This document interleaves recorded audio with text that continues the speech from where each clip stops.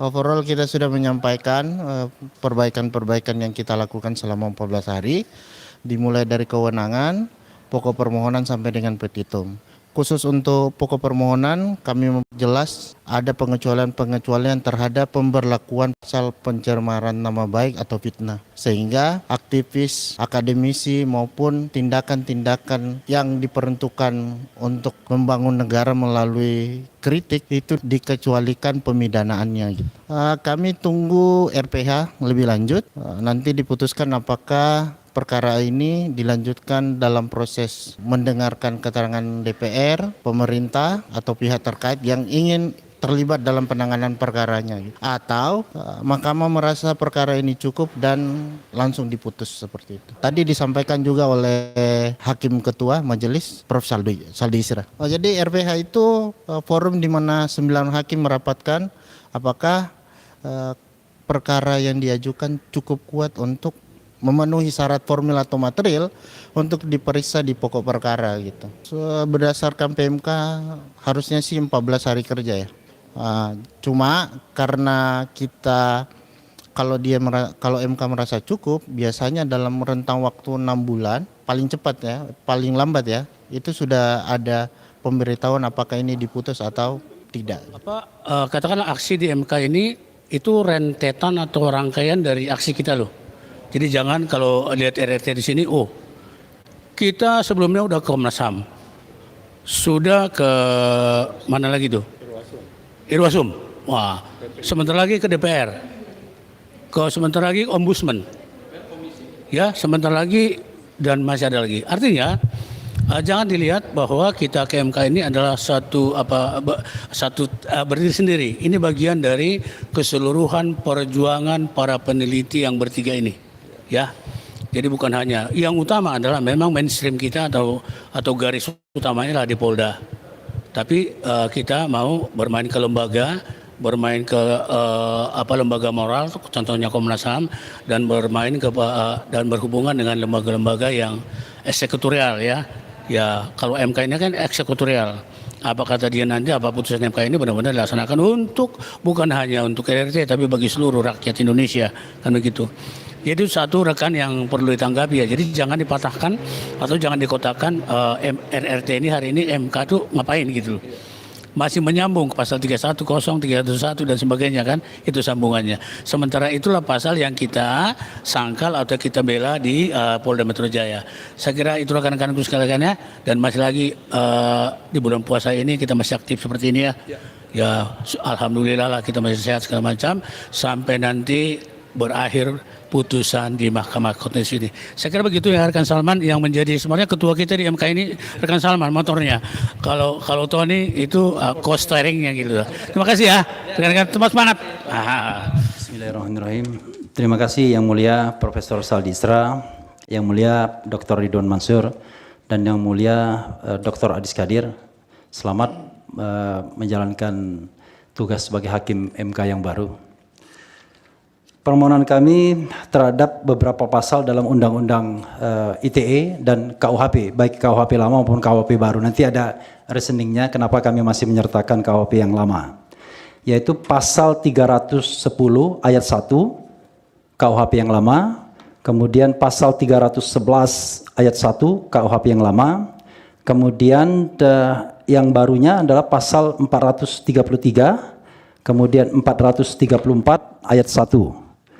Kemudian juga kami mengajukan beberapa pasal dalam Undang-Undang ITE, Informasi dan Transaksi Elektronik, yaitu pasal 27A, kemudian pasal 28 ayat 2, nanti ada catatan terhadap pasal 28 ayat 2, kemudian pasal 32 ayat 1 dan ayat 2, serta terakhir pasal 35. Jadi Yang Mulia, panel Hakim Konstitusi, tentu Yang Mulia sudah memahami betul latar belakang mengapa kami mengajukan pasal-pasal ini. Karena pasal-pasal inilah yang dikenakan kepada trio yang ada di depan kami sebagai prinsipal, yaitu Roy Suryo, Rismon Sianipar, dan Dr. Tifauzia Tiasuma. Beliau bertiga untuk sementara ini ditersangkakan dengan pasal-pasal ini. Pasal 310, pasal 311, pasal 27A, pasal 28 ayat 2, pasal 32 ayat 1 ayat 2 dan pasal 35. Dan kami menganggap bahwa pasal tersebut justru ketika dikenakan kepada beliau itu melanggar ketentuan konstitusional. Makanya kita bawa normanya ke tingkat konstitusi. Ada 3 alat uji yang kami kemukakan, yaitu undang-undang. Sorry. Ini kalau begitu kewenangan mahkamah dianggap sudah diucapkan ya, disampaikan ya. Karena ya, mahkamah pasti berwenang. Iya, tapi Legal kan standing Pak pasti Refli, diterima. tunggu dulu, Oh. jangan cepat-cepat. Ini kan kalau ditegur hakim nanti bisa rusak juga Pak Refli. Pelan-pelan. Pelan-pelan. Kewenangan mahkamah dianggap selesai. Oke. Nah, sekarang Bapak jelaskan legal standingnya di mana, begitu Oke. ya. Oke. Jangan melompat-lompat Pak. Orang belum legal standing udah sampai ke pokok permohonan Bapak ini. Terima kasih Yang Mulia Hakim Konstitusi. Pertama, kewenangan Mahkamah Konstitusi sudah kami anggap bacakan ya. Iya. Kemudian kedudukan hukum, legal standing pemohon. Jadi bahwa beliau bertiga ini ya permohonan ini diajukan oleh pemohon pertama adalah Dr. T. Fauzia Tiasuma, kemudian Dr. Roy Suryo, Dr. Rismon Haseholan Sianipar. Mereka bertiga ini adalah warga negara Republik Indonesia yang kebetulan mereka ada profesi masing-masing. Salah satunya adalah mereka adalah peneliti. Jadi sudah banyak produk penelitian mereka. Kalau pemohon pertama Dr.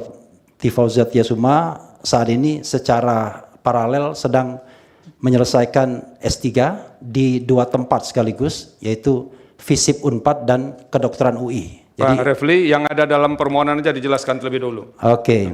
Kemudian Roy Suryo ini adalah Roy Suryo warga Indonesia wira swasta, kemudian Dr. Rismon adalah dosen. Kemudian kewenangan Mahkamah Konstitusi sudah saya bacakan, kedudukan hukum, legal standing pemohon. Sudah saya katakan tadi mereka adalah warga negara Indonesia dan mereka merasa dirugikan hak konstitusional mereka karena saat ini mereka ditersangkakan dengan pasal-pasal yang kami mohonkan ke hadapan majelis panel hakim Mahkamah Konstitusi. Adapun pasal-pasal yang dimohonkan dalam pokok permohonan adalah sebagaimana yang sudah saya sebutkan tadi, Yang Mulia Hakim Konstitusi, pasal 310 ayat 1 KUHP, pasal 311 ayat 1 KUHP, pasal 433 ayat 1 KUHP, ayat 1 Undang-Undang 1 2023, pasal 434 ayat 1 Undang-Undang 1 2023, pasal 27A Undang-Undang Informasi dan Transaksi Elektronik, pasal 28 ayat 2 Undang-Undang Informasi dan Transaksi Elektronik, serta pasal 32 dan pasal 32 ayat 1 dan ayat 2 dan pasal 35 Undang-Undang Informasi dan Transaksi Elektronik. Inilah pasal-pasal yang digunakan untuk menersangkakan mereka dalam kasus yang dikenal publik sebagai kasus ijazah palsu mantan Presiden Joko Widodo. Adapun kami untuk mengajukan permohonan ini terhadap pasal-pasal tersebut adalah 3 pasal dalam Undang-Undang Dasar 1945 Yang Mulia. Pertama adalah pasal 28D ayat 1 UUD 1945. Setiap orang berhak atas pengakuan, jaminan, perlindungan, dan kepastian hukum yang adil, serta perlakuan yang sama di hadapan hukum. Pasal 28E ayat 3 UUD 1945, setiap orang berhak atas kebebasan berserikat, berkumpul, dan mengeluarkan pendapat. Pasal 28F UUD 1945, setiap orang berhak untuk berkomunikasi dan memperoleh informasi untuk mengembangkan pribadi dan lingkungan sosialnya, serta berhak untuk mencari, memperoleh, memiliki, menyimpan, mengolah, dan menyampaikan informasi dengan menggunakan segala jenis saluran yang tersedia. Nah, secara de facto Yang Mulia, mereka ini melakukan kegiatan meneliti yang namanya ijazah seorang mantan presiden, dan kemudian mereka ditersangka dengan pasal-pasal tersebut. Nah, kami menganggap bahwa itu adalah pelanggaran konstitusi. Pelanggaran konstitusi itulah yang ingin kami bawa ke sini untuk diuji, agar pasal-pasal tersebut secara umum tidak menjangkau kegiatan untuk melakukan penelitian, berpendapat, dan lain sebagainya, karena melanggar pasal-pasal yang saya sebutkan tersebut. Itu inti dari permohonan kami yang mulia. Maka selanjutnya kami akan bacakan petitum. Jadi Silakan. secara umum kami tidak meminta pasal ini dibatalkan, tetapi diberikan limitasi, tidak bisa menjangkau urusan publik atau public affairs. Jadi termasuk juga terhadap mantan pejabat, sepanjang bahwa yang dipersoalkan adalah urusan publik atau public affairs atau public interest. Yang mulia, panel hakim, apakah kami berkenan diberikan kesempatan agar prinsipal menyampaikan sepatah dua patah kata dalam sidang pendahuluan ini? Kalau boleh tiga-tiganya. Ini tidak lazim Pak Refli. Iya. Ya. Oleh karena itu mungkin lebih baik hadirkan sudah ada kuasa hukumnya. Apa yang mau kan sudah dinyatakan dalam permohonan ya. Kalau boleh, kalau nggak boleh apa boleh buat? Iya. Dan tidak lazim seperti itu. Pak Refli kan sudah tahu, dia kan kura-kura dalam perahu aja, pura-pura tidak tahu aja dia. Terima kasih para kuasa hukum yang sudah menyampaikan pokok-pokok permohonan. Sekarang sampai lagi giliran kami, hakim panel, untuk memberikan nasihat secara bergantian. Bisa dicatat dengan baik apa yang dinasehatkan, atau kalau tidak nanti akan ada rekaman persidangan ini secara komprehensif dari awal sampai akhir melalui YouTube-nya Mahkamah Konstitusi. Ini nanti kan nih jadi YouTube juga nih semuanya kayaknya yang ada di sini. Nah, bisa juga menyimak dari situ. Tapi terserah memilih saluran mana yang mau dipakai nanti. Nah, oleh karena itu, kesempatan pertama dimohon kesediaan Yang Mulia Hakim Konstitusi Bapak Ridwan Mansur, dipersilakan. Ini satu kampung dengan Pak Refli soalnya, makanya kita kasih kesempatan pertama ini. Sama-sama Wong Kito Galo ini. Silakan Yang Mulia. Bismillahirrahmanirrahim. Ya, terima kasih Yang Mulia Prof. Selaku Ketua Majelis Yang Mulia Prof. Saldi Isra, dan juga Yang Mulia anggota panel Yang Mulia Prof. Adis Kadir selaku anggota panel, dan juga Assalamualaikum warahmatullahi wabarakatuh, para kuasa, para pemohon, ini luar biasa nih, turun gunung ini Pak Refli ini dengan grupnya ya. Itu ada bersama Barisan Pembela Roy Suryo, Rismon, Syanifar, Tiafani, Tasuma, Bala, RRT. Wah, ini ikut semua ini. Tiga, dan juga para hadirin yang juga sudah hadir mengikuti jalannya persidangan yang terbuka untuk umum ini. Nah, sebagaimana tadi juga sudah disampaikan, permohonan secara lisan maupun secara tertulis yang telah diterima oleh Mahkamah, karena di dalam ketentuan beracara di Mahkamah Konstitusi, ya, itu pada sidang pendahuluan majelis akan mendengarkan permohonan yang disampaikan oleh pemohon. Kemudian acara yang kedua adalah penasihatan dari Mahkamah kepada pemohon terhadap permohonan yang telah diajukan ini. Sudah banyak tadi disampaikan permohonan ini, cuma memang karena ini kewajiban ya untuk memberikan penasihatan ini, ada beberapa hal yang mungkin bisa saya tambahkan atau juga meluruskan, bisa jadi juga mungkin nanti menjadi bahan perbaikan untuk kemudian setelah ini diajukan perbaikannya yang lebih baik lagi.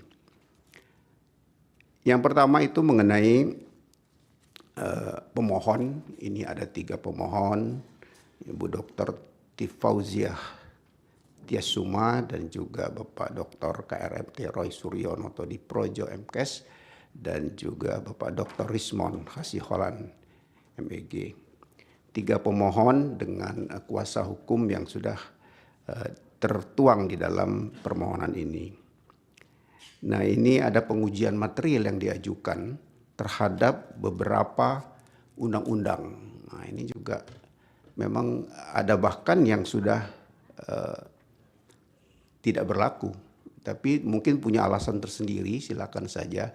Tetapi dengan alasan yang memang mungkin sepertinya tidak lazim, tentu aja tujuan tersendiri. Tapi nanti ini harus diuraikan, ya, harus dielaborasi mengapa keempat undang-undang yang diajukan ini antara lain dengan pasal yang diuji itu tidak kurang dari 9 pasal yang terdiri dari beberapa undang-undang yang dimajukan permohonan pengujiannya. Kemudian juga di dalamnya ini ada batu uji, ya, dasar hukum, dasar pengujiannya itu ada 3 ketentuan yang ada di dalam UUD NRI tahun 1945. Nah, saya kira juga di analisa permohonan secara umum ada beberapa hal karena memang sudah sering beracara, tapi mungkin karena kesengajaan atau mungkin karena mau cepat-cepat, mungkin ini ada beberapa hal. Misalnya ini 19 halaman, tetapi tidak ada satupun angka di halaman permohonan itu. Jadi saya hitung ini ada 19 lembar, berarti tolong nanti diperbaikannya, dicantumkan nomor halaman itu. Kemudian juga ada beberapa ketentuan undang-undang juga yang diajukan di sini, supaya juga penulisannya itu secara tepat. Ada yang menyebutkan pasal, kemudian tidak lengkap penulisannya. Jadi misalnya nanti dilihat di PMK 7 tahun 2025 itu ada peraturan Mahkamah Konstitusi tentang tata beracara dalam pengujian undang-undang. Nah, nanti di situ dilihat ada ketentuannya di pasal 10 dan pasal 11-nya itu supaya tepat menulisnya, jangan salah di dalam penulisan undang-undang. Misalnya seperti pasal 27A, pasal 28A, ayat 2, pasal 32 ayat 1 dan ayat 2 serta pasal 35 Undang-Undang Nomor 11 Tahun 2008 tentang Informasi dan Transaksi Elektronik sebagaimana telah diubah dengan Undang-Undang Nomor 1 Tahun 2024 tentang perubahan kedua atas Undang-Undang Nomor 11 Tahun 2008 tentang Informasi dan Transaksi Elektronik. Itu antara lain. Ini kan ada beberapa undang-undang tuh, tulis dengan lengkap penulisannya itu di tata cara penulisan perundang-undangan itu. Saya kira dari struktur dan format dalam beberapa bagian sudah sesuai. Kemudian di kewenangan Mahkamah Konstitusi tadi sudah disampaikan oleh kuasa mengenai kewenangan mahkamah ini, tetapi belum lengkap itu. Ya. Cara penulisannya pun masih harusnya yang pertama-tama memang diuraikan mengenai dasar hukumnya mahkamah untuk dapat menerima, ya, memeriksa dan memutus permohonan ini. Tentunya penulisan pasal-pasal itu secara runtut menurut hierarkinya dari UUD 45 sampai turun kepada ketentuan-ketentuan di bawah konstitusi itu. Ini ada beberapa yang belum dicantumkan, hanya 2 saya lihat yang sudah dicantumkan. Misalnya pasal 24 ayat 2 UUD NRI tahun 1945 dan pasal 24 CR1 UUD NRI tahun 1945 itu masih ada beberapa yang belum itu, dan pasal 10 ayat 1 Undang-Undang Mahkamah Konstitusi. Nah, itu pun penulisannya tidak lengkap. Masih ada pasal 29 ayat 1 Undang-Undang Kekuasaan Kehakiman, ini juga penting. Ya, belum tercantum. Pasal 9 ayat 1 Undang-Undang Pembentukan Peraturan Perundang-undangan juga belum dicantumkan. Pasal 2 ayat 4 PMK Peraturan Mahkamah Konstitusi yang lama, ya, dituliskan di sini yang lama. Padahal kita sudah punya yang baru, PMK 2 2021 itu telah diperbarui dengan PMK 7 tahun 2025 dengan judul yang sama. Nah, ini saya kira harus diperbaiki penulisannya dan juga urut-urutannya yang belum. Dan di bagian kewenangan juga perlu saudara uraikan, ada beberapa uraian lah tentang misalnya tentang matriknya, kemudian tentang uji normanya, kemudian juga kalau seandainya ini kan ada pasal-pasal juga yang sudah pernah diajukan hampir mirip, ya, mungkin supaya tidak nebis idem.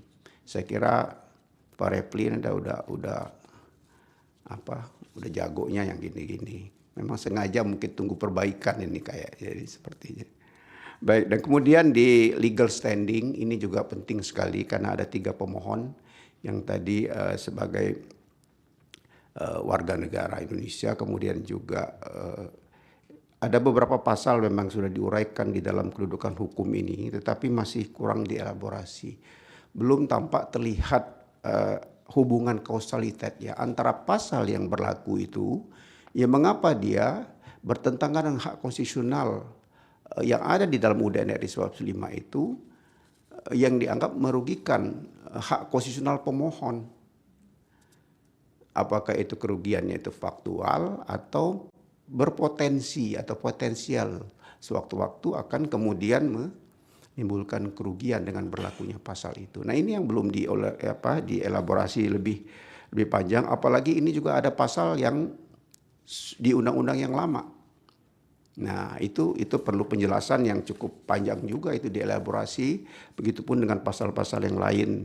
Karena kan di sini menyebutkan bahwa selain daripada pemohon itu semua adalah warga negara Indonesia, dan disebutkan juga di sini fokus kegiatannya, kemudian juga kaitan dengan aktivitas yang pernah dilakukan, profesi, pegiat demokrasi atau peneliti, ini juga harus dihubungkan satu sama lain supaya terlihat hubungan kausal perbannya itu, bahwa betul-betul pemohon ini memiliki kedudukan hukum, legal standing. Dan itu harus dielaborasi lebih luas. Semakin banyak norma batu uji dan pasal yang diuji dengan batu uji yang menjadi dasar pengujian itu dicantumkan dalam permohonan ini, semakin banyak juga uraiannya tentunya. Nah ini mungkin bisa nanti lebih fokus, lebih dipertajam prinsip-prinsip yang menjadi kerugian konstitusional itu antara lain. Nah sehingga bisa menjadi lebih jelas dan terang ya. Karena kalau tidak ada legal standing, susah untuk lanjut, akan gitu. Saya kira pertentangan norma juga masih ada beberapa yang belum sesuai dengan ketentuan pasal 51 ayat 1 Undang-Undang Mahkamah Konstitusi. Ada 5 syarat parameter itu harus dikontestasikan antara pasal yang saudara anggap itu merugikan hak konstitusional itu dengan ketentuan yang ada, hak konstitusional yang ada dalam pasal-pasal yang ada dalam konstitusi yang menjadi dasar pengujian. Nah ini mungkin yang perlu dielaborasi lebih luas. Nah begitu juga di alasan permohonan, saya kira juga karena banyak juga pasal dan juga banyak undang-undang yang ada beberapa yang diajukan ini juga sekali lagi saudara harus menguraikannya mungkin lebih luas ya. Ini saya lihat hanya beberapa halaman saja. Harusnya menjadi lebih banyak dengan pertentangan, terutama di sini banyak sekali mengenai azas-azas yang berkaitan dengan legal certainty, kemudian juga legal justice yang juga harus dihubungkan satu sama lain. Frasa menyerang kehormatan ya, atau nama baik orang lain itu, dan frasa dengan cara menuduhkan sesuatu hal, itu saya kira juga belum ada di dalam uraian yang dielaborasi yang cukup tajam untuk alasan-alasan permohonan ini memang betul-betul beralasan sebagaimana seharusnya ditentukan. Kemudian juga tentang kualifikasi pencemaran nama baik juga ini harus diuraikan. Ini kan ada pergeseran, nah itu apalagi ada undang-undang baru dan juga ada beberapa putusan Mahkamah Konstitusi, ini bisa dielaborasi. Yang lekat sekali kaitannya satu sama lain, yang bagaimana dengan kaitan dengan pasal 28 ya, ayat 2 Undang-Undang Informasi dan Transaksi Elektronik, kemudian juga mengenai pergeseran rezim pencemaran nama baik dengan penghinaan menjadi rezim ujaran kebencian itu juga, kemudian juga putusan Mahkamah Konstitusi yang belum lama juga tentang siapa yang boleh dianggap melakukan pencemaran nama baik itu bisa dilakukan pengujian dan sebagainya. Nah kemudian juga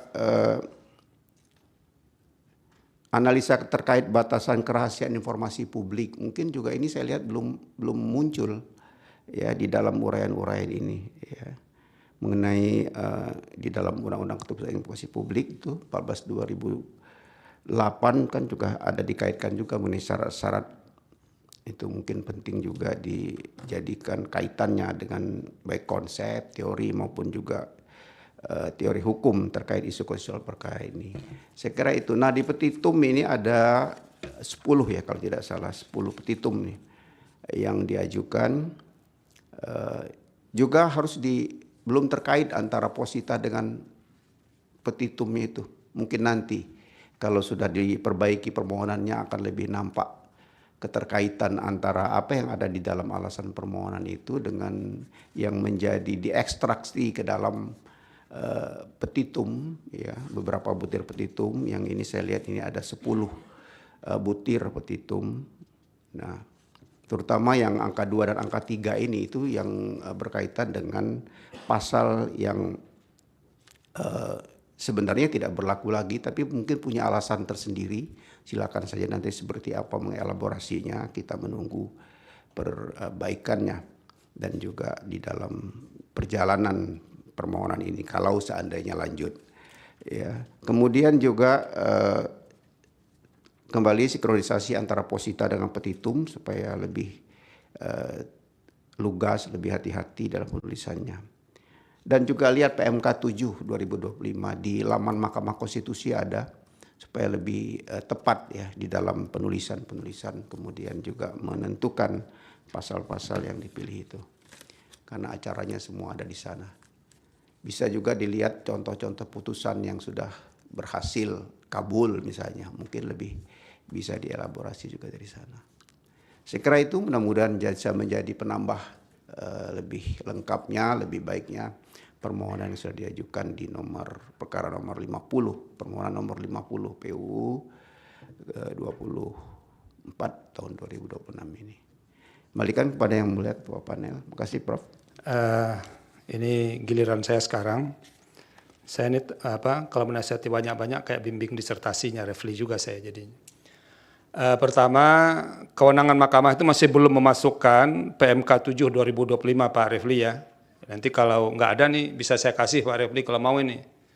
Tapi ada yang soft file-nya di websitenya Mahkamah Konstitusi. Ini satu-satunya ini. Bapaknya kalau yang gratis mau cepat-cepat aja ini.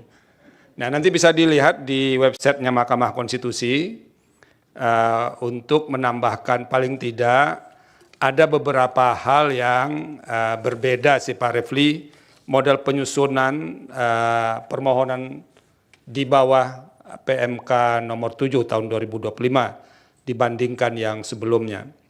Nah itu pertama di kewenangan, di kedudukan hukum, ini yang perlu ada perombakan yang agak serius, karena belum dijelaskan siapa pemohon ini, ketiga-tiganya.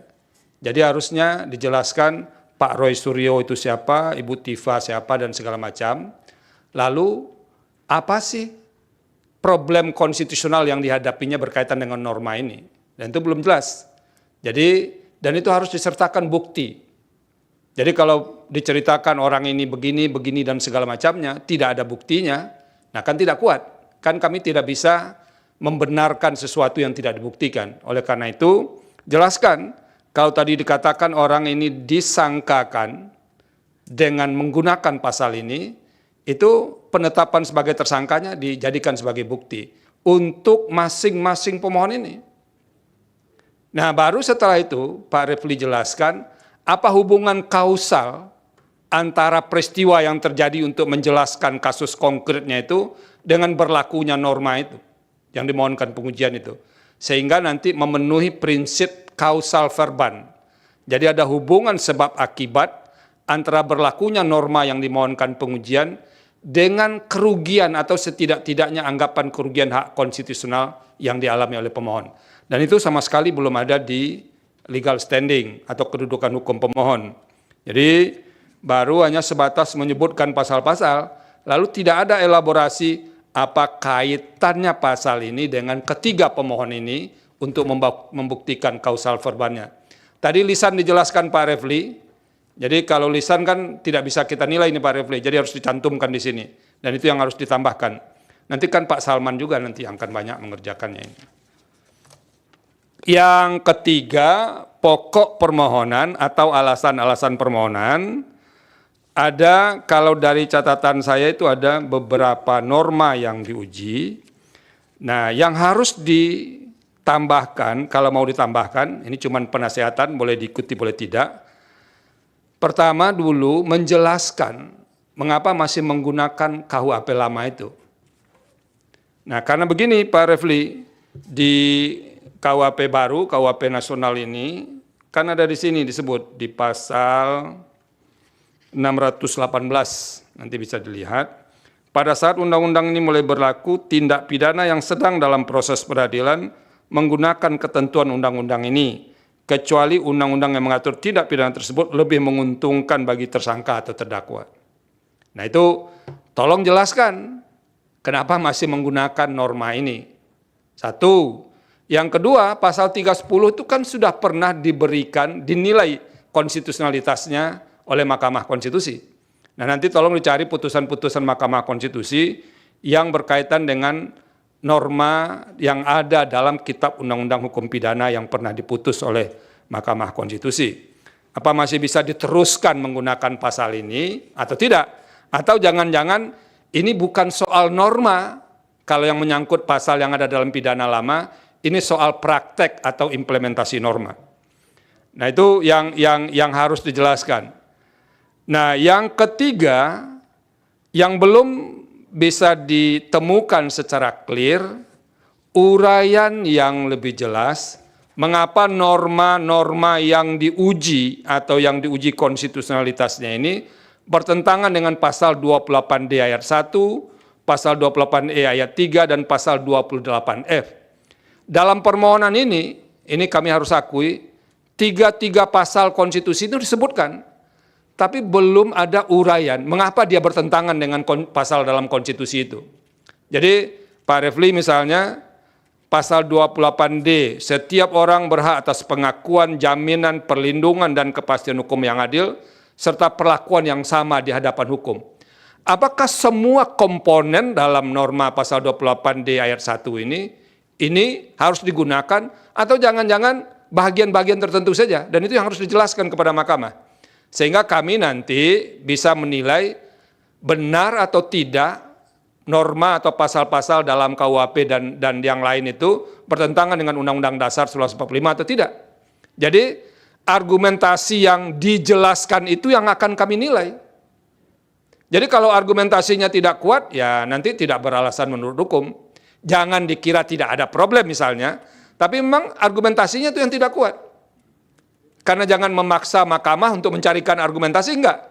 Pekerjaan kami adalah menilai argumentasi yang diajukan oleh pemohon, mengapa ini bertentangan dengan Undang-Undang Dasar 1945.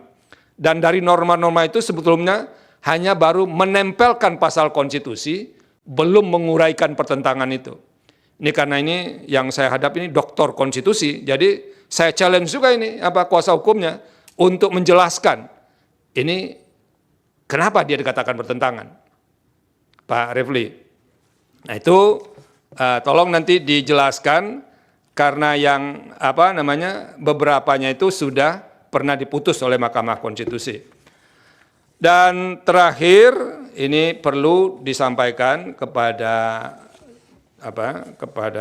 pemohon, ini di petitum nomor 8 ya, itu kalau dilihat awalnya kan ada ayat 1, ada ayat 2, lalu ada ayat 3 di halaman berikutnya yang tidak ada nomor halamannya itu.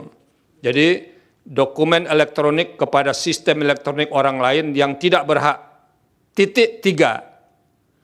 Nah, saya ini jadi heran, 3 ini kemana sangkutannya ini, Pak Refli? Ya kan? Apakah ini salah ketik atau bagaimana? Karena tidak ada poin angka 3 itu. Karena di poin berikutnya hanya ada 1 dan 2. Berarti angka 3 ini tidak ada. Nah, itu tolong diperhatikan. Yang kedua, masih berkaitan dengan petitum ini, saya menyarankan supaya karena ada 2 norma di sini dipisah saja Pak Refli.